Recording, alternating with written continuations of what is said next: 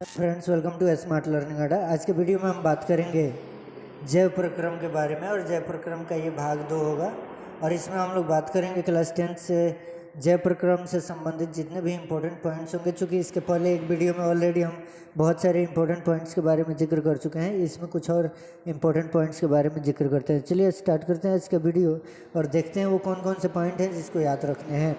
तो आज का पहला पॉइंट है कि जीवधारी जितने भी होते हैं सभी जीवधारी जनन करते हैं और जनन द्वारा अपनी संख्या में वृद्धि करते हैं। पहला पॉइंट याद रखना है। इसके बाद याद रखना है कि पोषण जो होता है जीवों में 2 प्रकार से होता है। पहला स्वपोषण, दूसरा होता है परपोषण।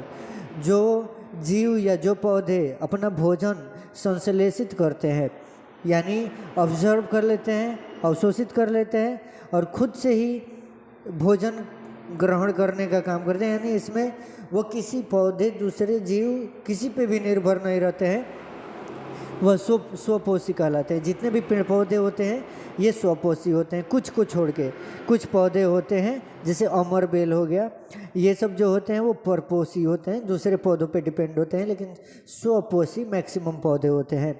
परपोषण जो दूसरे पे आश्रित हो, जैसे इंसान हो गया, बाघ हो गए, बकरी, जानवर जितने भी हो गए, ये क्या पोषण के लिए ना दूसरे पे आश्रित रहते हैं, किसी पेड़ पे, किसी जानवर पे, तो इसको परपोषण कहते हैं। अब स्वपोषण जो है यह 2 शब्दों से मिलकर बना है। एक ऑटो, ऑटो मतलब स्व होता है, और ऑटोट्रॉप, ट्रॉप मतलब होता है पोषण।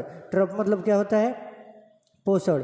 तो ट्रॉप का मतलब हम बताएंगे पोषण। और इस तरीके से हमारे पास ये दो शब्द हमको पता चल चुका होगा कि ऑटोट्रॉप का मतलब क्या होता है। खैर, इसके बाद ये याद रखना है कि ये दोनों शब्द ऑटो और ट्रॉप दोनों के दोनों शब्द ग्रीक भाषा के हैं।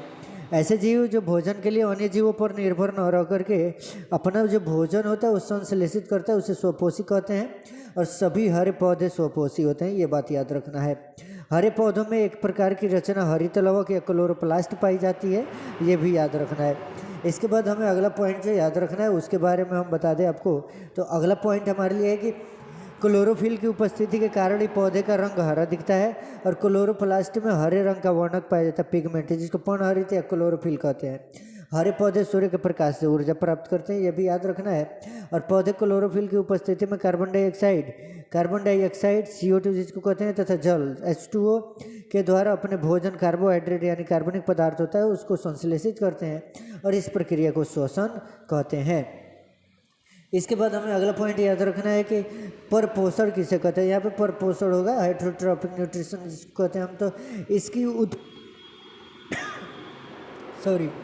इसकी उत्पत्ति भी 2 ग्रीक शब्दों से हुई है। परपोषण की भी उत्पत्ति जो हुई है 2 ग्रीक शब्दों से हुई है।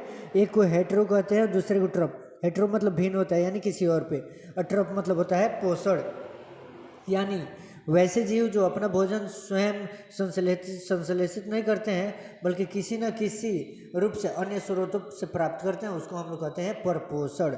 ठीक है, आई होप आप लोग समझ रहे होंगे। इसके बाद अब हम अगले पॉइंट के बारे में बात करेंगे। तो परपोषण जो होते हैं वो 3 प्रकार के होते हैं। परपोषण के प्रकार यानी परपोषण 3 प्रकार के होते हैं। टाइप्स ऑफ हेटेरोट्रॉपिक न्यूट्रिशन में पहला होता है मृत जीवी, जो मृत जीवों से अपना पोषण प्राप्त करते हैं। दूसरा परजीवी, जो दूसरों पे आश्रित होकर के।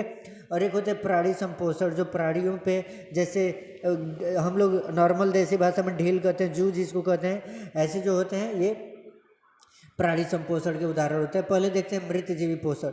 यह ग्रीक शब्द सेप्रोस से बना हुआ है, ये याद रखना है। वैसे जीव जो अपना भोजन मृत जीवों के पोषण द्वारा प्राप्त करते हैं मृत जीवी कहलाते हैं। कवक, बैक्टीरिया और प्रोटोजोआ मृत जीवी पोषण के उदाहरण हैं। आगे हम बात करते हैं। तो इसके बाद आता है जो मृत जीवी होते हैं अपना भोजन तरल अवस्था में अवशोषित करते हैं।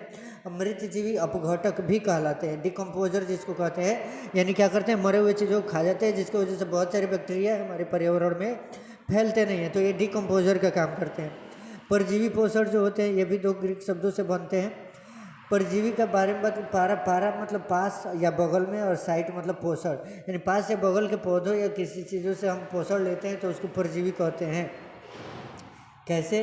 तो इसको जानने के लिए पहले देखेंगे कि वैसे जीव जो पोषण की प्राप्ति दूसरे प्राणी के संपर्क में अस्थायी या अस्थायी रूप से करते हैं उसे परजीवी। जैसे कवक, जीवाणु, कुछ पौधे जैसे अमर बेल हो गया, कोई जंतु हो गया जैसे गोल कृमि, hook worm, tape worm, Entamoeba, histolytica हो गया, यहाँ पे मलेरिया परजीवी, ये सारे के सारे जो होते हैं ये परजीवी के उदाहरण होते हैं। हमारा तीसरा जो अंतिम है प्राणी संपोषण है। प्राणी संपोषण के बारे में बात करें तो इसको हम आपको बता दें कि इस जो पॉइंट को हम प्राणी संपोषण करें इसको अगले वीडियो में देखेंगे। तो यहीं पे ये वीडियो द एंड होता है। Thanks for watching my videos. All the best for your next examination. अगर वीडियो अच्छा लगा तो आप लोग लाइक करें, चैनल को सब्सक्राइब करके बेल आइकन जरूर प्रेस करें और दोस्तों के साथ शेयर करें ताकि वे लोग भी इस वीडियो का लाभ उठा सकते हैं। मिलते हैं अगले वीडियो में, तब तक के लिए धन्यवाद। जय हिंद, जय भारत।